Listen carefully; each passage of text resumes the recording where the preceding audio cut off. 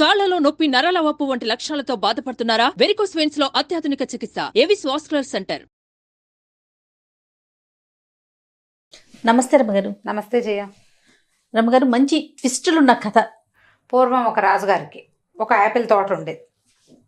కానీ ఆ యాపిల్ తోటలో తోట పేరు యాపిల్ తోట, కానీ ఏ చెట్టు బతకల, ఒకే ఒక యాపిల్ చెట్టు ఉంది. ఇప్పుడు తోట మరి యాపిల్ తోట అని పెట్టుకున్నారు, ఏవి బతకలేదు, మామూలు మొక్కలు ఏవో వచ్చినాయి.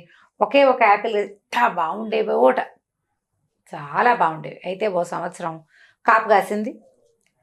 పళ్ళు కాయలు లెక్కెట్టుకున్నారు ఎన్ని అవుతాయని. కాయలు తయారయ్యే టైంకి మర్నాటి పొద్దుటికి ఒక కాయ తగ్గుతుండేది. మళ్ళీ పూతొచ్చేది, పిందెలు వచ్చేవి. కాయలన్నీ లెక్కెట్టుకునేవాడు, పచ్చికాయలు. పండే సమయానికి ఓ కాయ తగ్గిపోతుండేది. రాజు కోపం వచ్చేది. చచ్చి 100 చెట్లు పెడితే ఓ చెట్టు బతికితే ఆ చెట్ల మీద ఓ కాయ ఎలా తగ్గిపోయింది, అలా తగ్గిపోవడానికి వీల్లేదని తోటమాలిని తిట్టేవాడు. అయితే తోటమాలిని జాగ్రత్తగా కాపలా ఉండమని చెప్పారు. ముందు రోజు పచ్చికాయలన్నీ లెక్క పెట్టారు. రేపటి కొంచెం రంగు మారుతుంది, ఎర్రబడిపోతాయి. ఆ రోజు రాత్రి తోటమాలి ఏం చేశాడంటే తన పెద్ద కొడుకుని కాపలాకి పెట్టాడు. పెడితే పడుకో నువ్వు ఇక్కడ, ఎవరు తీసుకెళ్ళిపోకుండా చూడమన్నారు. మనిషి వచ్చిన జాడలు లేవు, కానీ కాయ మాయమైపోయింది. వీడు కాస్త 2 దాకా మెలకుగా ఉన్నాడు. 2 గంటల దాకా మెలకుగా ఉన్నాడు, నిద్ర పట్టేశాడు. మర్నాడు బదులుకి కాయ జంపు లేదు. రాజుగారి కోపం వచ్చేసింది. అయితే ఈయన ఏమన్నాడంటే తోటమాలి కొడుకుని, అరే బాబు నిద్రపోకరా, నిద్రపోకుండా ఉండరా అని చెప్పాడు. మర్నాడు నిద్రపోలే. మరుసటి రోజున మళ్ళీ కాయలు లెక్కెట్టి చూసుకున్నారు. మర్నాడు తెల్లవారుజామున ఏమైంది, ఒక బంగారపు రంగు పక్షి వచ్చి యాపిల్ పళ్ళ మీద వాలింది. అదే కొట్టేస్తూ కోసేస్తోంది. వీడేం చేశాడు, చూసి దాని మీద బాణం వేశాడు. వేసేసరికల్లా పండు పట్టుకెళ్ళిపోయింది, కానీ దాని ఈక ఒకటి రాలి కింద పడింది. పొద్దునే ఆ ఈక పుచ్చుకొని రాజుగారి చూపించారు, ఈ ఫలానా పక్షి వస్తుంది, అదే ఈ కాయలు కొట్టేస్తుంది అంటే. రాజుగారు తన సలహాదారులని అందరినీ పిలిచి చూపించాడు. బంగారపు ఈక అది, ఎంత బాగుందో. దాంతో రాజు అన్నాడు, ఒరేం యాపిల్స్ కాయలు పోతే పోయినాయి, ఈ పక్షిని పట్టుకురండి నాకు ఎక్కడి నుంచి అయినా అనేసరికల్లా తోటమాలి పెద్ద కొడుకు తంతేస్తానన్నాడు. బాణాలు విల్లంబులు సర్దుకుని నడవటం మొదలుపెట్టాడు. అడవుల్లో తిరగాలి, మరి పక్షులు ఎక్కడ దొరుకుతాయి, అడవుల్లోనే దొరుకుతాయి కదా. ఆ అడవిలోకి వెళ్ళగా అతనికి ఒక నక్క కనిపించేసరికల్లా నక్క మీద బాణం వేయబోయాడు. నక్కంది, నా మీద బాణం వేయబోక, నేను నీకు సహాయం చేస్తాను, నువ్వు ఇలా ముందుకెళ్తే 2 సత్రాలు లాంటివి వస్తాయి. ఒకటేమో అంటే మన సత్రమే అదే, ఒకటేమో చాలా పాష్గా గ్రాండ్గా ఉంటుంది, అందులోకి వెళ్ళొద్దు. రెండోది కొంచెం పేదగా ఉంటుంది, అందులో అన్నం తిను నువ్వు అని చెప్పింది. చెప్పేసరికల్ బోడి నక్క మాట వినేది ఏమిటని వీడేం చేశాడు, బాణం లాగి పెట్టాడు, కొట్టేశాడు దాన్ని నక్కని. కానీ నక్కకి తగల, నక్క ఒక జంపు చేసి పారిపోయింది. ఓకే. వీడు అలా నడుచుకుంటూ వెళ్తే సరే మొత్తానికి ఓ చోట 2 సత్రాలు కనపడ్డాయి. ఒకటి చాలా చక్కగా మెరిసిపోతూ నీట్గా ఉంది, లోపల నుంచి సంగీతాలు వాద్యగోష్ఠులు వినపడుతున్నాయి, ఈ వాసనలు ఘుమఘుమలాడిపోతున్నాయి. రెండో సత్రం పాతగా పురాతనంగా ఏదో పాడుబడిపోయినట్టు. ఇక్కడ ఉన్నారు 2-3 మనుషులు, ఏదో వండుతున్నారు. వీడు ఈ దొక్కల దాంట్లోకి ఎవరు వెళ్తారు, ఇది చాలా బాగుందని ఆ మంచి దాంట్లోకి వెళ్ళాడు. అదే ఆల్రెడీ నక్క చెప్పింది కదా, చెప్పింది అయినా సరే నక్క మాట వినేదేమిటి, అదే కదా అని చెప్పి వెళ్ళిపోయాడు. వెళ్ళంగానే లోపల బ్రహ్మాండంగా తిండి తిప్పలు అవి ఇవి ఉన్నాయి, శుభ్రంగా తాగేశాడు, తినేశాడు. ఈ నక్క మర్చిపోయాడు, పక్షి మర్చిపోయాడు, నాన్న లేదు అమ్మ లేదు, వాడు అక్కడే ఉండిపోయాడు. ఎన్ని రోజులైనా రాలా. రెండో అబ్బాయి బయలుదేరాడు. మరి రాజుగారికి బంగారు పక్షిని తెస్తామన్నారు కదా, రెండో అబ్బాయి కూడా నక్క కనపడింది. నక్క సేమ్ డిట్టో ఇదే చెప్పింది, ఈ 2 ఇళ్ళు ఉన్నాయి, ఆ ఇంట్లోకి వెళ్ళబోక ఈ ఇంట్లోకి వెళ్ళు అని. వినలా. వీడు కూడా ఆ ఇంట్లోకి వెళ్ళి అన్నయ్యతో జాయిన్ అయిపోయి వాడు కూడా అక్కడే ఉండిపోయాడు. నెలలు గడిచిపోయినాయి. అప్పుడు ఈ తోటమాలి 3వ కొడుకు రోజు మా యాపిల్ చెట్టుకి కాపలా పడుకునేవాడు. నాన్న నేను వెళ్తాను నాన్న అంటే వాళ్ళ నాన్న అన్నాడు, ఒరే ఏం ప్రమాదము, 2 పిల్లల్ని పోగొట్టుకున్నాం, నిన్ను పోగొట్టుకోలేను నాయన అని ఎంత బతిమలాడినా వాడు వినలా. అన్నయ్యలకి ఏమైందో కూడా తెలుసుకోవాలి కదా మరి మనం. ప్రమాదం అనిపిస్తే వెనక్కి తిరిగి వచ్చేస్తా, నేను ముందుకెళ్ళను అని చెప్పాడు. చెప్పేసి ఇక రాజుగారి కోసం ఆ బంగారు పక్షిని తేవడానికి బయలుదేరాడు. నక్క కనపడింది. నక్క ఏం చెప్పిందంటే 2 సత్రాలు వస్తాయి, దాంట్లో ఉండకు, దీంట్లో ఉండు అంటే సరే అన్నాడు. యాజ్ ఇట్ ఈస్ సరే అన్నాడు. బాణం వేయలా, వాళ్ళిద్దరూ బాణం వేశారు. వీడు బాణాలు వేసేవాడు కొంచెం బెతకవాడు. ఆ నక్క చెప్పింది, నువ్వు ఓ పని చెయ్యి, నా తోక మీద కూర్చో, నిన్ను క్షణంలో తీసుకెళ్తా అక్కడికంతే, చూద్దాం అని తోక మీద కూర్చున్నాడు. అది రైమని లేడ్లాగా పరిగెత్తింది. పరిగెత్తి ఆ సత్రాల దగ్గర దింపింది. ఓ సత్రం గ్రాండ్గా ఉంది, ఓ సత్రం సింపుల్గా ఉంది. మనకి గ్రాండ్ ఎందుకు, మన బతుక్కి తోటమాలి కొడుకుని నేను అని చెప్పి వీడ మామూలు సత్రంలోకి పోయాడు. శుభ్రంగా అక్కడ తిన్నాడు. తిన్న తర్వాత బయటకు వచ్చాడు బయలుదేరటానికి. అప్పుడు నక్క ఏం చేసిందంటే, నువ్వు బాగా ముందుకెళ్ళు, నీకు ఒక పెద్ద కోట కనిపిస్తుంది దుర్గంలాగా, దుర్గంలోకి వెళ్ళు. లోపల అందరూ సైనికులు వాళ్ళు వీళ్ళు పడుకుంటారు. నువ్వు వెళ్ళేసరికి చీకటి పడిపోతుంది. అక్కడ నీకు బంగారు పక్షి కనపడుతుంది. అయితే అది ఒక కర్ర పంజరంలో పెట్టుంటుంది. పక్కనే ఒక బంగారు పంజరం ఉంటుంది. పొరపాటును కూడా ఈ పక్షిని బంగారు పంజరంలో పెట్టద్దు, కర్ర పంజరాన్ని చేత్తో పుచ్చుకొచ్చేసి అని చెప్పేసరికి సరేనన్నట్టు. ఆ తోక మీద కూర్చో, దుర్గం దగ్గరికి తీసుకెళ్తానంది. తోక మీద కూర్చున్నాడు. కూర్చోగానే అది రైమని తీసిపోయింది. ఆ దుర్గం దగ్గర దింపింది. వీడి లోపలికి అట్లా నడుచుకుంటూ వెళ్ళాడు. అందరూ పడుకున్నారు. ఈ పక్షి కనిపించింది. ఎంత బాగుందో, మెరిసిపోతుంది. కాకపోతే దాన్ని పెట్టిన పంజరము ముక్కా చక్కగా ఉండి, ఏమిటో కట్లుగా ఉండి ఏమీ బాగుండలే. పిచ్చి పంజరంలో పెట్టారు. ఇంత అందమైన పక్షిని చక్కటి దాంట్లో పెట్టద్దు. చూస్తే అక్కడ మెరిసిపోతున్న ఒక బంగారు పంజరం కనపడింది. నక్క చెప్పింది, కానీ వీడికి ఈ కర్ర పంజరంలో ఆ పక్షిని ఉంచబుద్ధి కాల. ఎలాగైనా మార్చేద్దామనిపించింది. ఆ పక్షిని తీసి బంగారు పంజరంలో పెట్టాడు. పెట్టంగానే అది ఉకే ఉకి ఇకి నరిచేసి కేకలు పెట్టేసింది. ఆ పక్షి అరిచేసరికల్లా మొత్తం సైనికులంతా లేచిపోయారు, పట్టేసుకున్నారు. ఆ దుర్గన్ రాజుగారి దగ్గరికి తీసుకెళ్ళారు. రాజు అన్నాడు, నువ్వు ఈ పక్షిని పట్టుకొచ్చి చేసావు, నీకు ఈ పక్షి కావాలంటే నాకు బంగారు గుర్రం ఒకటి ఉంటుంది, ముందు ఎక్కడో దొరుకుతుంది, ఆ బంగారు గుర్రాన్ని తెచ్చిపెట్టు, ఈ బంగారు పక్షిని తీసుకెళ్ళు.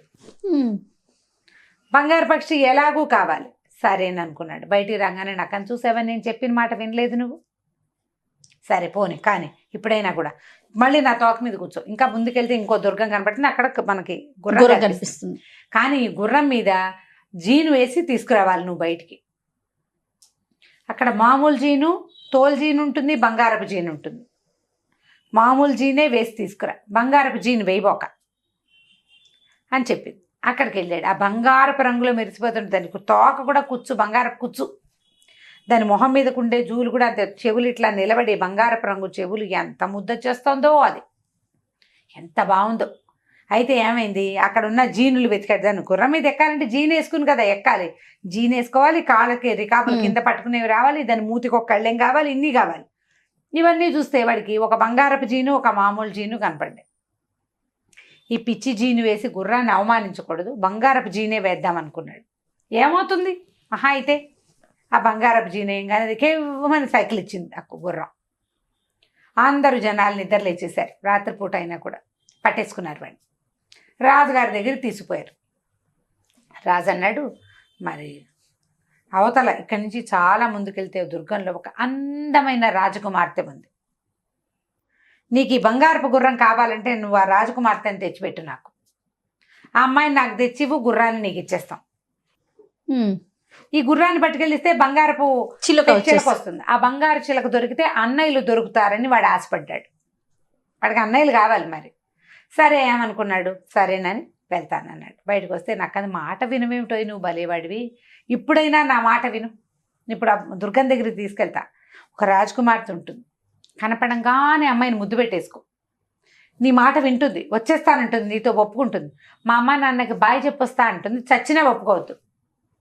అమ్మ నాన్నకి బాయ్ మాత్రం చెప్పకూడదు. అమ్మాయి ముద్దు పెట్టుకో, తీసుకొచ్చేసి. నువ్వు ముద్దు పెట్టుకున్నాక అమ్మాయి నిన్ను కాదందు, నీ వెనకాల వస్తుంది, తప్పకుండా నిన్ను ప్రేమిస్తుంది అంటే సరేనన్నాడు.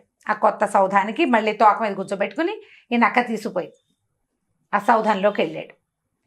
ఎంత బాగుందో అమ్మాయి, భలే అందంగా ఉంది. వీడు వెళ్ళగానే తటాలు నా పిల్లని కావలించుకుని బుగ్గల మీద ముద్దు పెట్టుకున్నాడు. ముద్దు పెట్టుకోగానే నేను అమ్మాయి ఏమందంటే, నువ్వు నాకు ఎంతో నచ్చావు, నేను నిన్ను ప్రేమిస్తున్నాను, నీతో వచ్చేస్తాను, తీసుకెళ్ళిపో అని. సరే పద వెళ్ళిపోదాం అన్నాడు.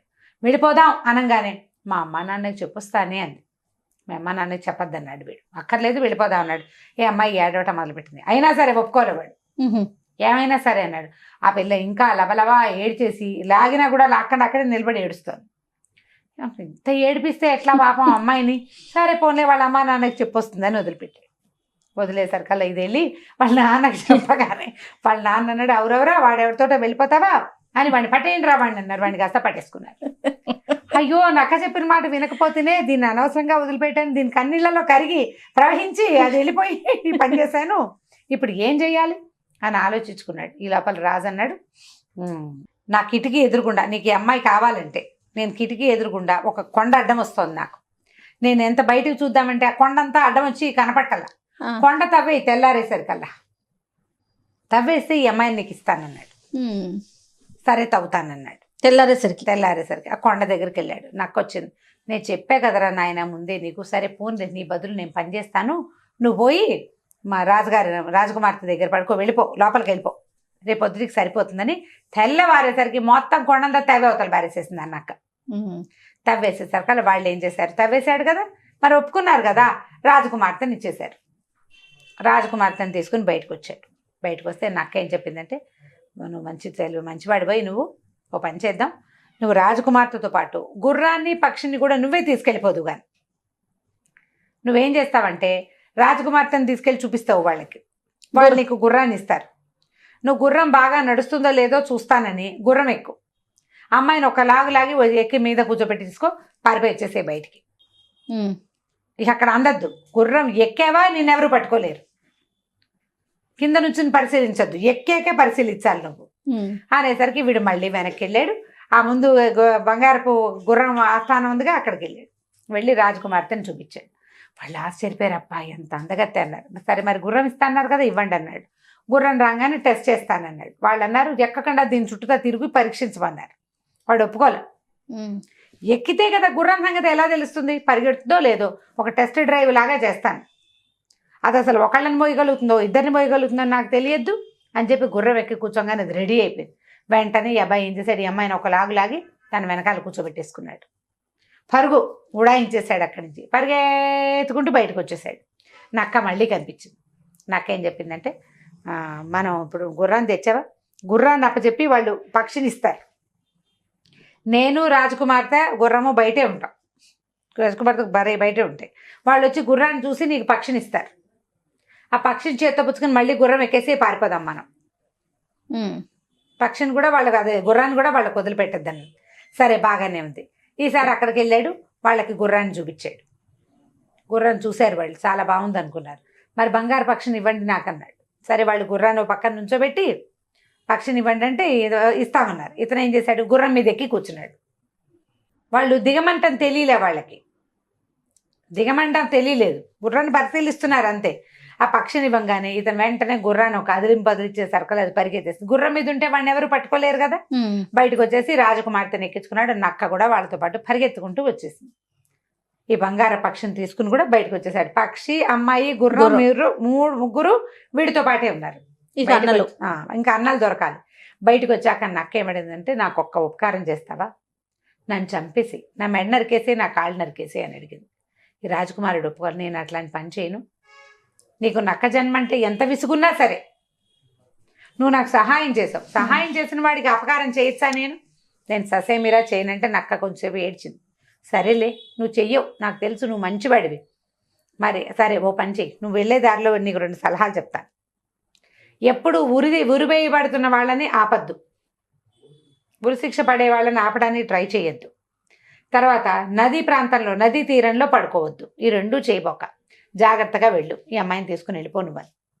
వీడు గుర్రం మీద అమ్మాయిని చక్కగా చిలకని పట్టుకుని బయలుదేరి వెళ్ళాడు. వెళ్ళేసరికల్లా ఒక ఊరు చేరేసరికల్లా, అది ఏ ఊరు, ఎక్కడైతే 2 సత్రాలు ఉన్నాయో ఆ ఊరు చేరాడు. అక్కడ జనాలంతా ఊరేగింపుగా ఎవరినో తీసుకెళ్తుంటే తీరా చూస్తే ఎవరోట 2 దొంగలట, ఆ దొంగల్ని ఊరేస్తున్నారు. వీడు పోయి చూస్తే వీళ్ళ అన్నయ్యలే వాళ్ళిద్దరు. అదేమిటి వీళ్ళు మా అన్నయ్యని పట్టుకున్నారని వీడు పరిగెత్తుకుంటూ వెళ్ళాడు. వీళ్ళు మా అన్నయ్యలు, మరి వాళ్ళని వదిలిపెట్టేయండి, ఊరైపోకండి అని బతిలాడితే వాళ్ళు ఏమన్నారు, అది కాదు వీళ్ళు ఏం చేశారంటే ఈ సత్రంలో చేరారు, అక్కడ తాగేసి తినేసి పేకాట ఆడేసి బాగా డబ్బులన్నీ ఉడాయించారు, డబ్బుల కోసం దొంగతనాలు చేస్తున్నారు, దొంగతనం చేస్తూ పట్టుపడ్డారు, వాళ్ళు అక్కడ బాకీ పడిన డబ్బు, తర్వాత ఏమో ఈ దొంగతనం చేసిన డబ్బు ఇచ్చేస్తే వదిలేస్తామన్నారు. మొట్టమొదట అతను రాజకుమార్తెను తీసుకుని వచ్చేటప్పుడు వాళ్ళు బోలెడంత డబ్బు ఇచ్చారు రాజుగారు వాళ్ళు. ఆ డబ్బు ఉంది ఇతని దగ్గర, ఆ డబ్బు అంతా ఇచ్చి అన్నయ్యలిద్దరిని కాపాడుకున్నాడు. సరే అందరూ కలిసి బయలుదేరి వద్దామనుకున్నారు. ఇంటికి వెళ్ళాలి కదా, అయితే ఏమైంది, మధ్యలో ఒక నది వచ్చింది. అక్కడి నుంచి ఒక నదీ తీరంలో ఉండాల్సి వచ్చింది. సరే ఏదో తిండి తెచ్చుకున్నారు, తిన్నారు. తిన్న తర్వాత ఈ పూట ఇక్కడ పడుకుని పొద్దున్నే లేచి వెళ్దామన్నారు. ఆ నదీ తీరంలో పడుకోగానే అన్నయ్యలు ఇద్దరు అనుకున్నారు, వీడు చిన్న వెధవా, వీడికేమో ఇప్పుడు అమ్మాయి, గుర్రం, చిలక అన్నీ వీడికే, మనకేమీ లేవు. రాజుగారు ఈ పక్షిని తీసుకుంటే వాడికి బహుమతులు ఇస్తాడు, అవి కూడా వాడే ఉంచుకుంటాడు. వీడిని నీళ్ళలోకి దోసేసామంటే ఇది మనమే పక్షిని తీసుకెళ్ళి ఇచ్చేయచ్చు అని ఆ తమ్ముడిని కాస్త నీటిలో దోసేశారు. దోసేసి వెంటనే ఈ అమ్మాయిని గుర్రం ఎక్కించేసుకున్నారు. ఆ చిలకని ఆ పక్షిని కూడా పుచ్చుకుని తీసుకెళ్ళిపోయారు. కాకపోతే ఊరు చేరిపోయిన తర్వాత ఆ పక్షి పాటలు పాడడం మానేసింది, ఏమి తినేది కాదు, పాడేది కాదు. గుర్రం గడ్డి తినడం మానేసింది. రాజకుమార్తె అని ఏడిపోయి ముగ్గురు 3 రకాలుగా అయిపోయారు. పక్షిని చూస్తే బాగుంది, బంగార పక్షి, దాని ఈకే వీళ్ళకి దొరికింది. కానీ అది అంతకుముందు పాటలు పాడుతూ తిరుగుతూ ఉండేది. ఇప్పుడు రెక్కలు కూడా కదపట్ల, ఎలా కూర్చున్నది అలాగే కూర్చుని ఉంటుంది. గుర్రం గడ్డి తిందు, మక్క చిక్కిపోతుంది కదా, ఏమి తింటల్లా అది. ఈ అమ్మాయి ఏమో ఏడుస్తుంది. సరే రాజుగారు ఈ 3 వస్తువులు తన దగ్గర పెట్టుకున్నారు. వీళ్ళకి ఏవో బహుమతులు ఇచ్చాడు. ఇంతలో ఏమైంది, నీటిలో పడిపోయాడు కదా. నీటిలో పడిపోయిన వాడు లోపల ఏదో చిన్నది రాయి ఏదో ఉంటే ఆ రాయి మీద నిలబడి ఎట్లా కొట్లా ఆపుకున్నాడు. దెబ్బలు తగిలేసినాయి బాగా. ఆ పైనుంచి పడిపోయేసరికి అలా. ఇంతలో ఏమైంది, ఆ నక్క వచ్చి కేకేసింది, నువ్వేమిటి ఇక్కడ ఉన్నావు, ఏమైపోయావంటే, నువ్వు చెప్పిన మాట వినలేదు, నాకు శాస్తి అయింది, మా అన్నయ్యలు ఇద్దరు ఇలా చేశారంటే నక్క ఏం చేసింది, తన తోకని నీళ్ళలో వదిలిపెట్టి తోక పుచ్చుకుని పైకి రా అని వాడిని పైకి తీసుకొచ్చింది. పైకి తీసుకొచ్చి కాస్త స్వస్థత పడంగానే పద మీ ఇంటికి వెళ్ళిపో, వీళ్ళని ముగ్గురిని నువ్వే తెచ్చానని చెప్దు కానీ అని చెప్పి పంపించింది. పంపిస్తే వీడు మెల్లిగా తన ఊరు చేరాడు. ఊరు చేరి నక్క తీసుకుపోయిన తోక మీద ఎక్కించుకుని తీసుకెళ్ళిపోయి ఊళ్ళో వదిలిపెట్టింది. వీడు ఒక బిచ్చగాడి వేషం వేసుకుని వెళ్ళాడు. ఇతను ఊళ్ళోకి వెళ్ళంగానే రాజకుమార్తె ఏడవడం మానేసింది. ఆ బంగార పక్షికి అని సంగీతం పాడుతూ అటు ఇటు తిరుగుతూ పళ్ళు తింటోంది ఆపిల్ చెట్టు మీద. ఈ గుర్రం ఏమో హాయిగా గడ్డి మేస్తుంది, అటు ఇటు తోక ఆడిచ్చినప్పుడల్లా బంగారపు మెరుపులు మెరుస్తున్నాయి. అందరు ఆశ్చర్యపోయారు, నిన్నటి దాకా ఏమీ లేదు, ఇవాళ ఏమిటి సడన్గా వీటికి ఇది వచ్చింది అని. వీడి కుర్రాడు ఏం చేశాడు, ఊళ్ళోకి వెళ్ళిపోయి రాజుగారి దగ్గరికి వెళ్ళిపోయాడు. సరాసరి వెళ్ళిపోయి ఈ 3 వస్తువుల్ని తను ఎట్లా సాధించుకొచ్చాడో చెప్పేసరికల్లా రాజుగారికి చాలా కోపం వచ్చి ఇక ఈ అన్నయ్యలిద్దరిని అరెస్ట్ చేయించాడు. వీళ్ళు దుర్మార్గులు, మంచివాళ్ళు కాదు, వీళ్ళని దేశ బహిష్కారం చేసేద్దాము అని చెప్పి అన్నయ్యలిద్దరిని పంపేశారు. ఈ రాజకుమారుడికి, తోటమాలి కుమారుడికి అర్ధరాజ్యం ఇచ్చారు, బంగారు పక్షిని తెచ్చి ఇచ్చినందుకు. హాయిగా ఉంటున్నాడు వాడు, చాలా రోజులు ఉన్నాడు. ఆ అమ్మాయిని పెళ్లి చేసుకున్నాడు, ఆ గుర్రం మీద తిరిగేవాడు. ఆ పక్షి ఆ రాజ్యంలో అన్ని చోట్ల తిరుగుతుండేది. అది గుడ్లు పెట్టి బోళ్ళని పిల్లల్ని పెట్టింది. బంగార పక్షులు ఆ ఊరంతా తిరుగుతూ ఉండేవి, చాలా గ్రాండ్గా ఉండేది. చాలా కాలం తర్వాత ఒకనాడు ఇతను అడవిలోకి వెళ్ళాడు.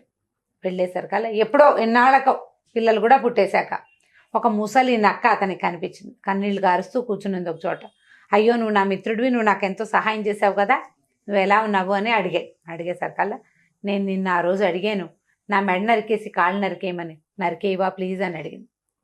వీడికి చాలా కష్టం వేసింది. ఎందుకు నువ్వు ఎప్పుడు ఇలాగే అడుగుతున్నావు, అప్పుడు నేను చేయలేకపోయాను, సరే ఇప్పుడు చేస్తానని వరలో నుంచి కత్తి తీసి దాని మెడ నరికేసాడు. కాళ్ళు కూడా నరికేశాడు. కాళ్ళు మెడ నరకంగానే ఆ నక్క పడిపోయి ఒక కుర్రాడు లేచి నుంచున్నాడు. వాడు ఒక శాపం మంత్రం కట్టు వల్ల అలా నక్కగా మారిపోయాడు. మళ్ళీ ఆ కుర్రాడు ఎవరో కాదు, ఈ తోటమాలి కొడుకు పెళ్లి చేసుకున్న రాజకుమార్తె తాలూకు తమ్ముడు. ఓహో. ఈ అడవిలోకి వచ్చిన వీరాది వీరులు ఎవరైనా ఉంటే వాళ్ళని తీసుకెళ్ళి వాళ్ళకి ఇవన్నీ ఇప్పించి చివరికి నా శాపం విమోచనం చేసుకుందాం అనుకున్నాను. నేను ఎంత ట్రై చేసినా నువ్వు చేయలేదు, ఇంతకాలం నేను నక్కలాగా ఉండిపోయాను, కానీ నీ వల్ల నేను మళ్ళీ మామూలు మనిషి అయిపోయానని వీడిని కావలించుకున్నాడు. అక్కని చూసి తర్వాత తన రాజ్యానికి వెళ్ళిపోయి ఆ రాజ్యానికి రాజు అయిపోయాడు. సో నక్క, తోటమాలి కుమారుడు కలిసి ఒక బంగారు పక్షి, ఒక గుర్రం, ఒక రాజకుమార్తెని సాధించి చివరికి వాడికి శాప విమోచనం కూడా చేసుకున్నారు. కంచికి మనం ఇంటికి. సూపర్ స్టోరీ రమ్మగారు. కాకపోతే సహజంగా మనం ప్రతి స్టోరీలో నక్కని విలనే అనుకుంటాం, కానీ ఇక్కడ చూడండి చక్కగా భలే హెల్ప్ చేసింది హీరో అన్నమాట. అదే. రైట్ రమ్మగారు, నమస్తే. నమస్తే జయ.